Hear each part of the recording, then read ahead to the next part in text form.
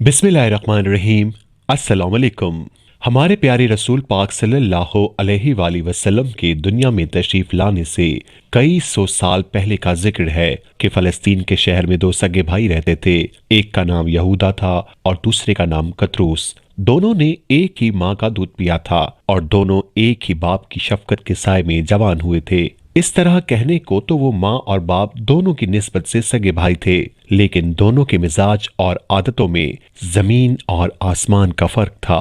यहूदा अल्लाह से डरने वाला बड़ा ईमानदार, परहेजगार, रहमदिल और सखी दिल का आदमी था, जबकि कतरूस अल्लाह को नहीं मानता था और बड़ा जालिम, तंग दिल, बखील और मगरूर शख्स था। इनका बाप बहुत दौलतमंद आदमी था और बहुत बड़ी जायदाद का मालिक था। जब वो फौत हुआ तो दोनों भाइयों ने बाप की छोड़ी हुई दौलत और जायदाद आपस में तकसीम कर ली और दोनों अपनी तबीयत और मिजाज के मुताबिक जिंदगी गुजारने लगे। यहूद इतना ज्यादा माल और दौलत पाकर अल्लाह का शुक्रगुजार बंदा बन गया। उसने अल्लाह का शुक्र अदा करते हुए कहा, ऐ मेरे परवरदिगार, मैं अपनी दौलत तेरी रजा हासिल करने के लिए खर्च करूंगा, हमेशा तेरी नेमतों का शुक्र अदा करता रहूंगा और तेरी इबादत करने में कभी सुस्ती नहीं करूंगा। चनाचे उसने अपना माल खुले दिल से मोहताजों, यतीमों और बेवाओं की मदद करने के लिए खर्च करना शुरू कर दिया। किसी को दुख और तकलीफ में मुब्तला देखता तो उसकी तकलीफ और दुख दूर करने के लिए कोई कसर उठा न रखता।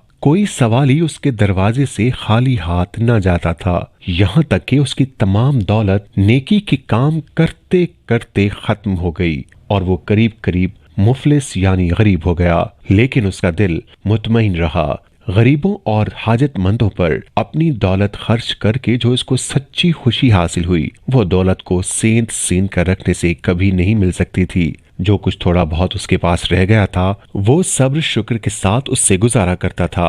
दूसरी तरफ कतरूस को जो दौलत मिली उसने इसको लोहे के संदूकचों में बंद कर दिया और उनको ताले लगा दिए। कोई गरीब और हाजतमंद उससे कुछ मांगता तो वो उसको झिड़क देता और एक पैसा तक न देता था। उसकी बखेली की वजह से लोग उससे नफरत करने लगे, लेकिन अपनी दौलत के नशे में उसको किसी की परवाह नहीं थी। उसने अपनी दौलत का बड़ा हिस्सा खर्च करके लंबे चौड़े रकबे पर दो बाग लगवाए। उनमें एक अंगूर की बेशुमार बेलों के साथ किस्म किस्म के फलदार दरख्त लगाए। दोनों बागों के दरमियान सड़क बनाई, उनमें पानी की नहर जारी की। सड़क और नहर के दोनों जानिब खजूरों के दरख्त लगाए। इस तरह ये बाग जन्नत का नमूना बन गए। उनकी सरसब्जी और रौनक को देखकर आंखें ठंडी हो जाती थीं। इन बागों की सूरत में अल्लाह ने कतरूस को जो नेमत अता की थी वो इसका शुक्र अदा करने के बजाय कहता था कि ये बाग मैंने अपनी मेहनत और दौलत से बनाए हैं, अल्लाह ने मेरे लिए कुछ नहीं किया। एक दिन कतरूस का भाई यहूदा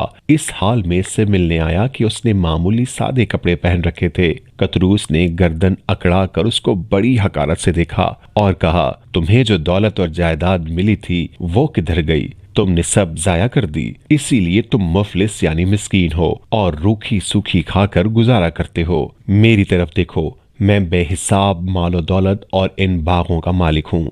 मेरे कितने ही नौकर और चाकर हैं। मेरे बाग के दरख्तों में हर साल खूब फल आता है। उसे बेचकर मेरी दौलत और भी बढ़ जाती है।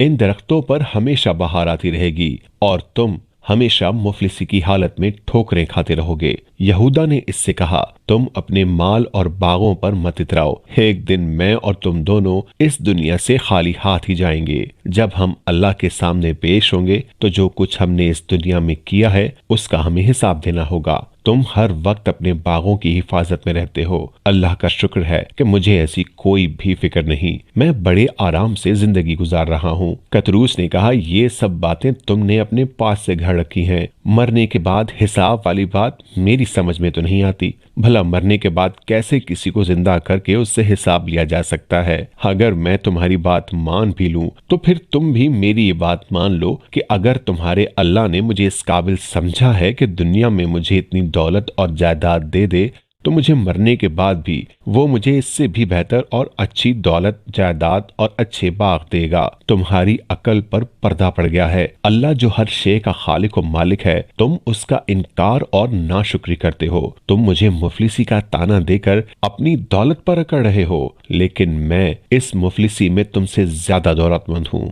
इसीलिए मेरे दिल और मेरी रूह को सुकून हासिल है। जो कुछ मेरे पास है उससे ज्यादा मुझे किसी चीज की लालच नहीं है। तुम्हारे हीरे मोती मेरे नजदीक पत्थर के टुकड़े हैं। तुम्हारी ये बाग मेरे नजदीक इस घास की तरह है जो जमीन पर उगती और बढ़ती रहती है और फिर एक दिन खुश्क होकर भूसा बन जाती है। यहूदा ने इसी तरह और बहुत सी बातें की और बहुत कोशिश की कि कतरूस किसी तरह सीधे रास्ते पर आ जाए और अल्लाह का शुक्रगुजार बंदा बन जाए, लेकिन कतरूस पर कुछ असर न हुआ। वो यहूदा की हंसी उड़ाता रहा और बार बार यही कहता रहा कि ना मेरे मालो दौलत को कोई खतरा है और ना मेरे बागों की सरसब्जी और शादाबी कभी खत्म होगी। आखिर यहूदा उसकी तरफ से मायूस होकर चला गया। करना खुदा का कि एक रात को मालूम नहीं अल्लाह की तरफ से बागों पर कैसी आफत आई कि वो तबाह बर्बाद हो गए। ना नहर ना वो सड़क बाकी रही, ना कोई दरख्त बाकी बचा। इस रात बस्ती के लोगों पर ऐसी नींद तारी हुई कि किसी को इस बर्बादी की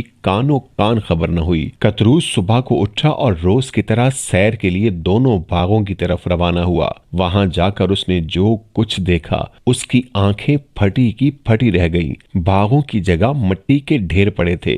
न कोई अंगूरों की बेल नजर आती थी और न कोई दरख्त। हर शय बर्बाद हो चुकी थी। उसकी बड़ी दौलत उसके बाग थे, उनके बर्बाद होने से उसकी दौलत भी बर्बाद हो गई। अब उसकी अकड़ी हुई गर्दन झुक गई। उसे यहूदा की बातें याद आने लगी। वो अपने आप को मलामत करने लगा कि मैंने यहूदा की बेइज्जती क्यों की और इसकी बातों को हंसी में क्यों उड़ाया। करतूस की जबान पर अब बार बार यही लफ्ज आ रहे थे, काश काश मैंने अपने भाई की बात मान ली होती। काश मैंने अपनी दौलत गरीबों और मिस्कीनों को झोलियां भर भर कर दी होती। काश मैंने अपने अल्लाह का जो सबका खालिक और मालिक है उसको न भुलाया होता। लेकिन अब क्या हो सकता था जब चिड़िया चुग गई खेत। फिर पछताए क्या होवत। कतरूस के पछतावे और तौबा का क्या नतीजा हुआ इसका इल्म अल्लाह ही को है। हाँ, हमें ये सबक जरूर मिलता है कि हर हाल में अल्लाह का शुक्र अदा करना चाहिए, बुरे कामों से बचना चाहिए, हाजतमंदों की दिल खोल कर मदद और खिदमत करनी चाहिए और गुरूर और तकब्बुर कभी भी नहीं करना चाहिए कि इससे अल्लाह ताला सख्त नाराज होता है।